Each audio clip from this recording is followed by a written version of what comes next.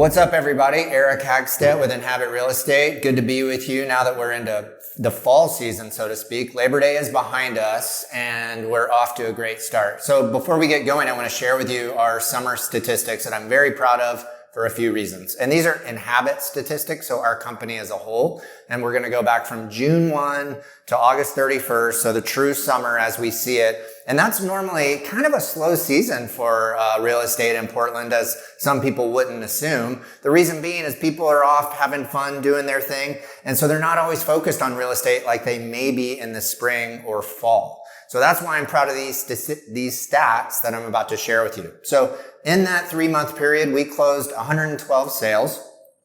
We averaged 11 days on market, which is really fast despite a bit of a sleepy summer. And then we also closed at 106% of our listing prices. So we got 6% over asking on average, which certainly benefits our sellers. And again, we were starting to see a summer fatigue or a summer slowdown, like I mentioned a few weeks ago. And now we're looking at these stats and realizing that our hard work really paid off and our clients benefited from that. So we're excited about that. Now, moving into today's topic, I want to run something by you. Don't be offended.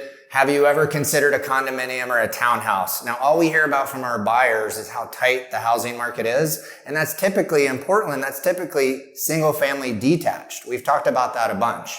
So I want to open your eyes to condominiums and townhouses and lay out some pros and cons of each market so you can just compare as you think about getting into the market. Now, there is a time and place for that consideration. It's not for everybody, but I think sometimes people rule out the evil HOA and being a part of a communal living setup. Well, maybe they don't even know why they're ruling it out. Maybe because they think there's not a yard, or because they think they're going to have to live by these tight rules. Well, that can be the case, but maybe not. There are so many different HOAs. There's developments of all different sizes, small ones, big ones, loose ones, strict ones. And so there may be something out there that you might not expect if you're out shopping in the market. So let's run down a few pros and cons. Pros, they're easy. The lifestyle is easy. As we say, lock it and leave it. Shut your door, lock it, go have fun, go travel, go work, spend your spare time doing what you want to do. That's the good part of it. It's, to me, seems a little progressive and forward thinking as well, especially as we tend to overpopulate our urban areas. And so maybe making a smaller footprint and having a little less impact is progressive and appealing to some people, and condominium or townhouse lifestyle certainly supports that.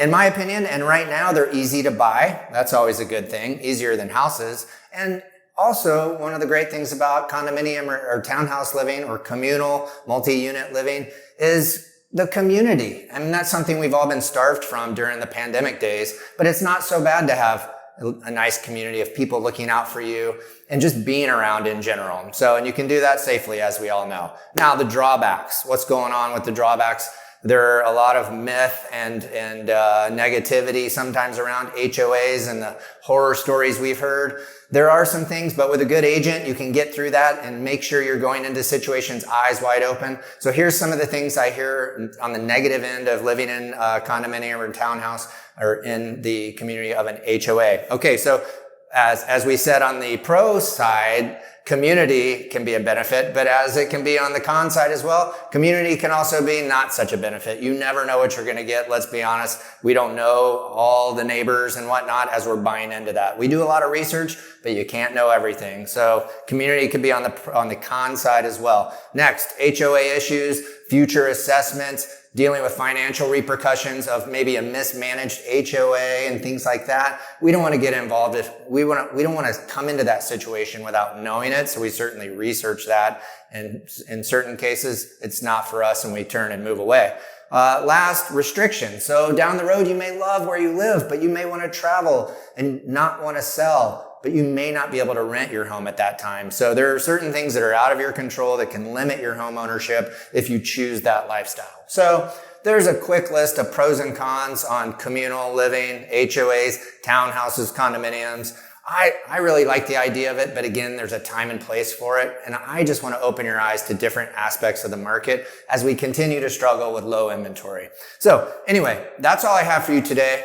I am going to do my very best to push away from this desk and get out into the field for our future episodes. We really want to put the rubber to the road in a few different ways. We want to work on some DIY fall preparation and home maintenance tips. We're going to do some real estate rides and go have fun and discover some new areas. And then we're going to try and bring you excellent, relevant content. So please like and subscribe and share, and please comment if you have anything you want to talk about or hear about in the real estate world here in Portland. Thanks so much.